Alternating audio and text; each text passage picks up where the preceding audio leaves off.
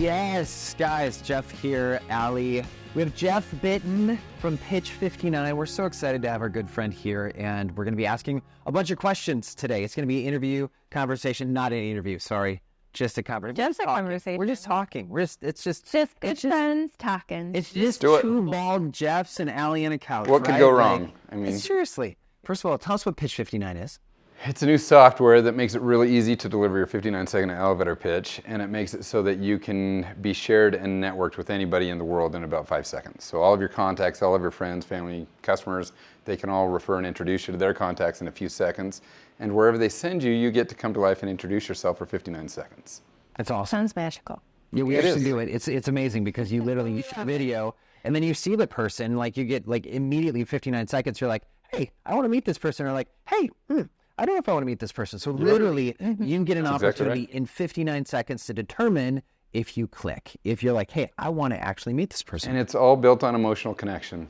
The reason that we started this was because there's not another marketing platform out there that allows for interaction or interactive emotional connection. Yeah. So that's why we created it. Yeah, without like a string attached. No right? strings. So you can watch and be like, no. Oh, yes, I had to meet this person, right? And then you can contact them immediately because the information is there. Their information is there. Yep. It's like a business card on steroids. We always tell people, if you took LinkedIn and business cards and Yelp and YouTube and they all had a baby together, that's Pitch 59. Okay. I'm thinking there's people probably watching that are thinking about starting a business, or they're maybe just in the beginning stages. Yeah. And if there's one thing that I know and understand from our own experience, it's that starting a business is really hard. Like going through the startup phase is so challenging, and not everyone talks about that part. So when you're the one going through it, you kind of feel like pretty horrible at times, right? Like, I suck at this. Like, this is awful. Like, I don't know if I have what it takes, and it can feel kind of isolating. Yeah. And I know you have an amazing product, and yet it's been a challenge.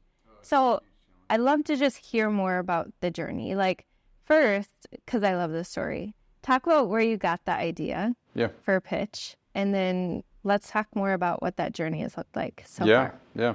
So my background is I grew up in a little town in southeast Idaho, moving irrigation pipe, bucking hay, that kind of thing. Little town of 722 people.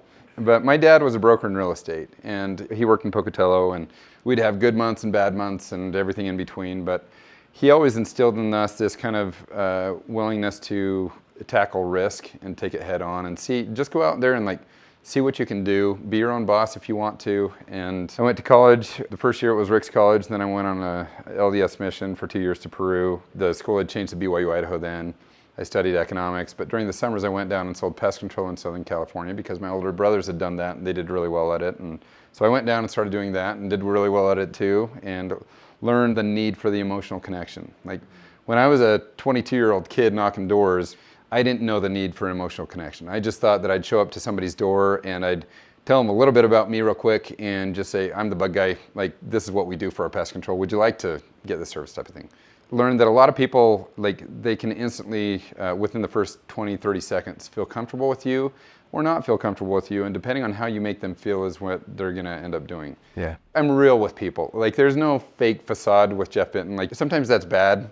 Like I'm too open, I'm just whatever, but you always get exactly who I am. Love it. And customers got that too, right off the bat. I'm like, hey, my name is Jeff. I'm just a farm kid from Idaho, but I sell pest control. We kill bugs. Mostly ants and spiders, is that what you're seeing? And then if they said, yeah, we see a few ants, I knew that like I was gonna walk away with the sale. If they said, no, I'm not interested, then I'd be like, thanks for your time, and leave their door. I didn't stay there and try to push them or whatever, it wasn't worth my time. But then sold pest control for a long time. Started a little carpet cleaning company when I was still in school up in Rexburg, went and sold carpet cleaning services door to door. And same thing, like if I could talk to somebody in person for just a minute, like magic was more likely to happen versus them just thinking that I was a star rating or a logo or a headshot or whatever. And so anyway, grew that, spent 9 years growing that carpet cleaning company. I was married, started having kids. And then in 2016, I bought out my brother's carpet cleaning company in Fresno, California.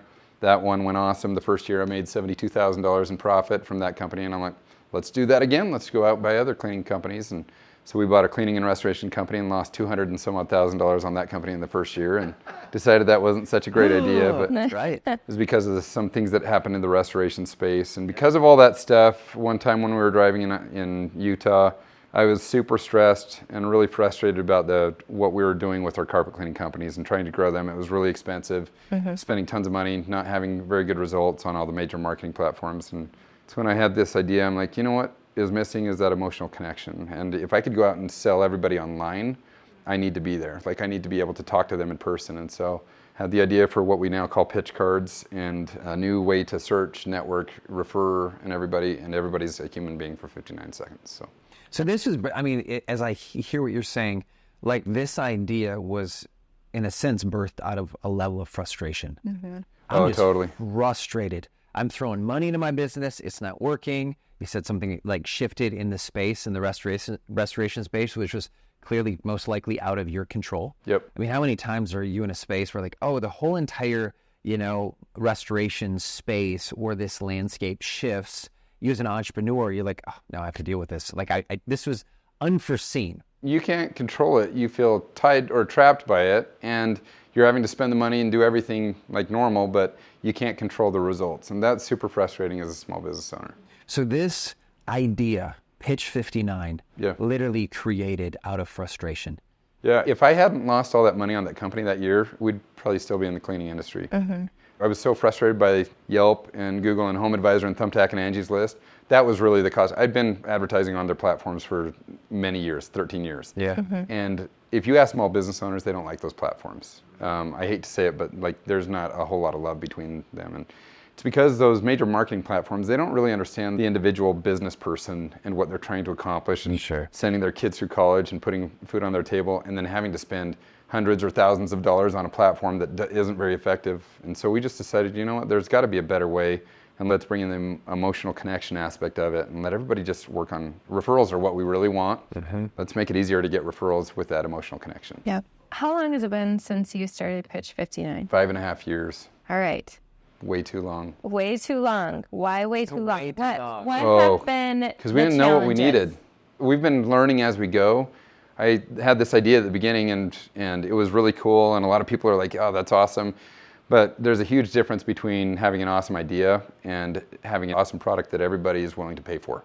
So we've just been going through different iterations, solving different problems, removing barriers, and learning what our customer base needs. It's not like we can say, this is like, we're trying to do what Netflix did, or we're trying to do what Google or Yelp did. Yeah. We're trying to do something totally different, and so we're having to learn along the way, and it's expensive, takes a lot of time, and it's a lot of tears along the way trying to figure out what we need to do in order to make it work.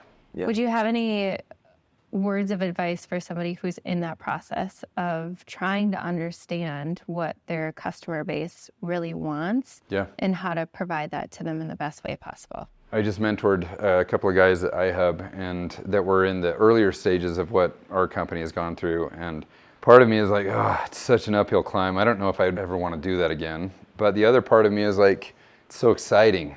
Like, there's so much encouragement and fun things that you're going to learn and go through that it's worth it. But at the end of the day, I think the reason that most startups fail is not because they don't have a great product, or even that they aren't going to be able to make it work, but they just don't have enough time to learn the lessons that they need to learn in order to make it work. Or they just give up, they get tired of it, they get too worn out, too depressed or whatever, and they just don't survive. So enough time. They don't have enough time. Financial runway. Are we talking financial runway? Are we talking, that's really what it is when you talk about time. Financial runway, but in addition to that, like, some people just lose their enthusiasm after a couple of years, and they're like, I don't really care about this as much as I used to, and do I really want to spend more money and more time trying to figure it out, or do I want to go on to something else? And so, I mean, that's a beautiful thing, because like, that's your why. Yeah. Right? Like, that's your why. When you think about, like, they just, it was a great concept. Then when I actually attempted to do it, it was fun at first, and then I hit barrier after barrier after barrier, uphill, battle. It's too hard. It's too hard. I'm going to pivot, right? Yeah. Which I think is a lot of times the entrepreneurial journey. Yeah. You're like, oh, there's a shiny object. Yeah. It's easy to pivot as opposed to pushing through to seeing success. Entrepreneurs are just those that have a severe level of ADD. That's what it is. You're not wrong. No. Like, the concept, like, ideas flow easily. Ali and I talk about it all the time, like, it's no lack of vision. We don't have a lack of vision. It's like, okay, we gotta pump the brakes on our vision a little bit. We Yeah. have to like, it's vision, but like you have to have the perspiration. Yeah. You have to have the work. Yeah. Right. You have to put it in. And I think I like the time idea, whether it's the runway, like the financial piece, but also knowing it takes time. Yeah. Right? Because sometimes you're scrolling through social media and you see what seems like an overnight success. And you're like, oh my gosh, I can't believe this. You never really know the backstory. You just get to see the headline of their success. And then immediately you have this emotional, like, well, why don't I have success like that? Or why is it taking us so long? Or why is it? But oftentimes when you're on the outside, you're looking at their story, you have no idea the unique, well, they know this person and they knew this person, they knew this person, or they just worked their tail off. Yeah. You don't see that. You don't know that. You just see the success. There's a saying that says it takes 10 years to become an overnight success. Yeah. 100%. Like the background that you see a lot of these unicorns that came out like Facebook or like Instagram or like a lot of these other companies, you never know the true backstory. Yeah. So some of these did just like naturally take and it was great from the beginning. I would say 97% of them were tons of blood, sweat, and tears, time, backbreaking frustration, trying to figure out how to get the investment that you needed, how to get the product to the next level. I think most stories are probably like mine, where it just takes a lot of time and a lot of determination and no give up. Like you just keep going, figure out where you're going to get your next dollar from, figure out how you're going to remove your next barrier, and then just persuade the heck out of people to come and give your product a chance. I think about this, what you just said there, like just not giving up. Mm-hmm. Yeah. Like building endurance. Yeah. Like I have a phrase that I use, like, how do you kill the quit in you? Yeah. Like that's something we do in the gym. Like when I'm working out, I'm trying to kill the quit in me every day. Like I have to put myself in that situation where there's an outside impetus forcing me to want to quit, to force myself to push one more time, to do one more rep, to rise to the occasion, right? Like I'm training to that level. So I use that phrase, like that's how I kill the quit in me every day. So for you, how have you like killed that quit? Like it's every time we see Jeff, like he's masterful at just remaining positive and just casting vision and just forging forward. Like I see you do that all the time. You. That's so you. So it's not me in every circumstance though. It's me with Pitch 59 because I'm a 100% believer in what we're doing. Yeah. Like this is a passion project for me. I'm one of those types of people. I'm not super money motivated, so I have to be motivated by something. Like I've got to be passionate about it in order to stay with it. The carpet cleaning thing, I wasn't super passionate about. I just did it because we were making money and I thought it would be a great way to grow. But Pitch 59 is different where we're not making money yet, but I'm so passionate about what this is going to do for small business people like myself for the last 15, 20 years. Yeah. And how this is bringing that emotional connection in. It's a good product. It's good for the economy. It's good for the people that are using it.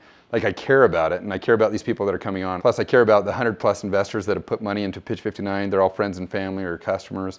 I care about our employees and our team. I will die before we make this fails. Like it's one of those things that you have to have the right passion for what you're going for, and if you have that passion, it's easier to get up and deal with the difficult things that are going on. Mm-hmm. Yeah. That's pretty powerful. That's beautiful. Yeah. Thanks for sharing your story. Love it, Jeff. Thank you. Thank you.